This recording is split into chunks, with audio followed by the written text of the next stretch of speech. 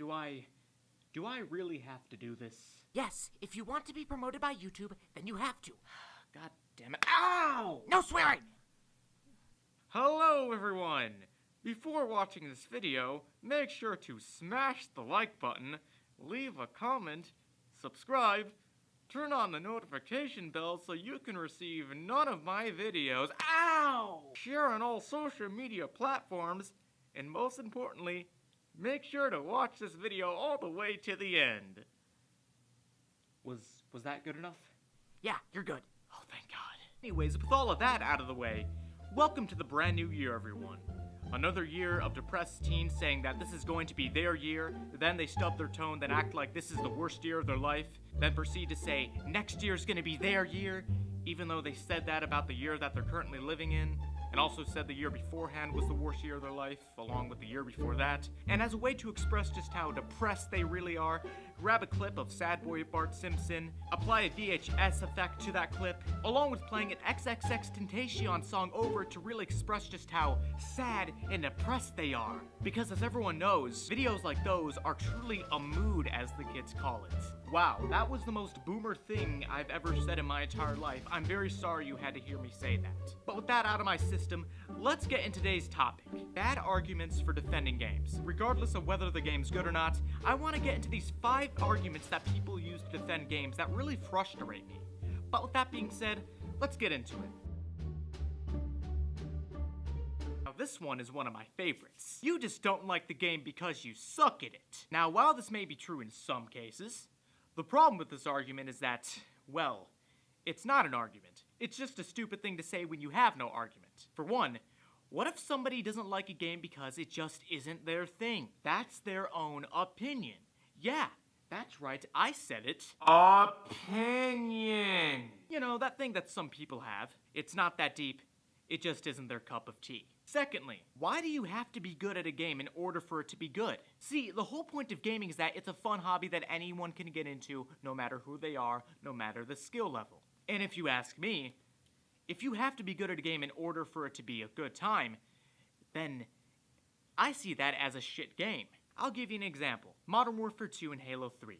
These were 2 games that I was garbage at, but I still liked because they were well designed. They were fun. So, if you have to be good at a game in order for it to be fun, then the game itself is badly designed, has bad gameplay, thus making it a bad game. Or, here's a twist, what if somebody is great at a game, but they still don't like it? What then? Oh wait, you don't have an argument for that because you're an idiot who needs to shut the hell up. All in all, once again, the whole point of gaming is that it's a fun hobby that anyone can get into. And if a game is poorly designed, then it's on the fault of the game and its developer, not the player itself. So in other words, play games that aren't garbage. But it's fun with friends! Yeah, so is everything else that you do. Doing something with friends is automatically going to be more fun than doing that same thing on your own. That's how social interaction works. It's like I said earlier on in the video. Gaming should be fun no matter what.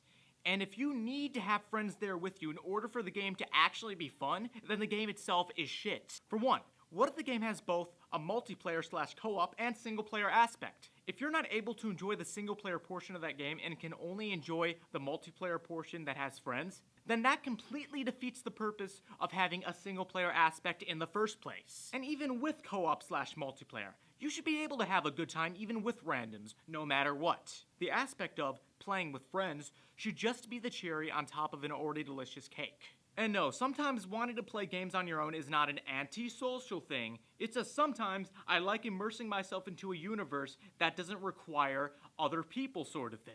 There's nothing wrong with playing games on your own. That's kind of why single-player games exist. And sometimes it's good to get away from the whole multiplayer thing and enjoy a game on your own so you don't have to hear someone screeching like a fucking dumbass in the mic. Are you a transsexual? And that is why single-player games will never die. It'll be good eventually. Sure, it's bad now, but it'll be good in 6 months once it gets 100 more updates. I hate how this is the norm in the industry. Especially when, yeah, so what if all the previous games in the series had all these features at launch? Eventually, all those standard features will be added in this one after a year's time, we promise you. Sure, I get that games are much bigger and more expensive now, and as a result, take much more time to put together before releasing, but that's not an excuse to release an incomplete game. Sure, free DLC is great, in theory, but it can be bad when content that's already created and ready to be put in the game is held off for a certain amount of time, then finally put in the game. That's like getting a burger and the manager of the store telling you, sure, the burger may not have all the ingredients that you want, but they'll be added in for free in 6 months once you come back.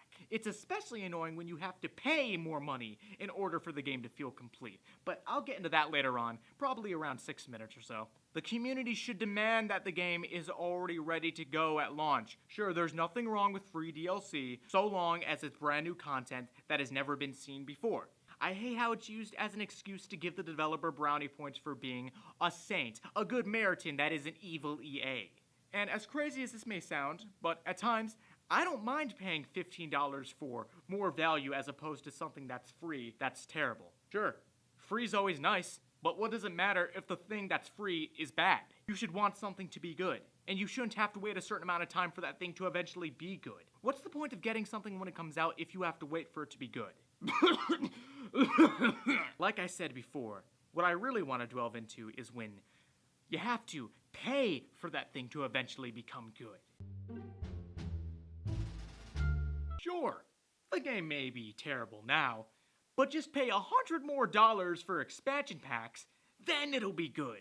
Hey guys, new expansion packs just came out. Now it's good finally. Why do you have to pay extra for the game to finally be good? Shouldn't you put more money towards something that's already good? Why would you not want the game to already be good so that you have a reason to pay more to get more of that goodness? I hate how this is so normal in the industry, and a series like Destiny is a major example of this. Sure, this game that has a lot of potential may be really bad right now, but we at Bungie promise you, the consumer, the fan, that we absolutely care about, definitely, that it'll be good once you pay about $200 more. Okay, sure, here you go. I'll suck your dick while I'm at it. And the worst part is when a move like this gives that game company good PR. No, you should get bad PR for doing something that's stupid in the first place. I hate how this is so commonly accepted. That's like going to a car dealership, getting a brand new car for $200,000, but not having the wheels or the engine for that car, but then getting the offer of, hey, if you give us about $100,000 more, you'll get the wheels and the engine, even though things like that are already standard. In other words, it pisses me off when content that's already a thing in the previous installment of a series, you have to pay extra money for in order to get in the newest installment of the series, because it was cut out for more money. And this practice doesn't just affect DLC, it affects games themselves. Yes, guys, we get it. The first game in this new series, it was bad. But the sequel, that'll really show the franchise's potential, we promise. I really hope that at some point, this changes and is no longer the norm, but unfortunately, fanboys are gonna fanboy. And the worst part, summing all this up, is blindly defending a game because of your loyalty. Listen, I'm gonna keep it real with you. Companies, they don't care about you. They don't know who you are. They don't care about who you are. They don't care about what you've done in your day. They don't care about all the dicks you've sucked. They care about this. And only that. But I get it. The reason why you blindly defend it is because you like that thing. When somebody tells you they don't like it, it affects you personally. And it goes back to everything I've said in this video thus far. Using the mechanism of, just wait, it'll be good, or you don't like it because you suck at it. It all has to do with the fact that you don't like that people are criticizing something that you enjoy because you connect with that thing on a personal level. But you need to start separating the product you like and you yourself away from each other. Because you are only hurting yourself as a consumer by doing so. By blindly defending something, you only hurt that product that you like because you're not allowing it to improve like it should. This is the problem with circle jerks and fanboys. Fallout 76's community is a great example of that. Yes, regardless of how much people hate the game, there are fans who defend it to the very end and will defend it no matter what. And the reason why is because they see the game get so much hate for everything it's done wrong that they feel the need to defend everything it's done right no matter what. The more hatred there is between the haters and the fanboys, the more divided both are, thus resulting in more conflict between both, thus resulting in less working together and more spewing hatred towards one another. Sure, at points, shitting on something can be a good thing to help that thing improve, but there's a certain level as to how you should go about it. There's a certain line you shouldn't cross when it comes to shitting on something because your voice will no longer be heard if you go a bit too far. In other words, if you're an asshole who's sending out threats because something isn't as good as you want it to be, then why the hell would anyone want to listen to what you're saying? Moral of the story, gaming at its core is a fun hobby that anyone can enjoy. And being blindly loyal to something and blindly hating something is not going to get anyone anywhere. You have to think for yourself, you have to be smart about the product that you're buying, and you have to call out shit when you see it. Because if you want something to be at its best, then you need to give criticism in order for that thing to be the absolute best it can, so that thing can improve and thus be the best version of itself possible. But that's all I have to say about that. Everything I've said in this video, I'll always stand by, and no one will ever change how I feel about that.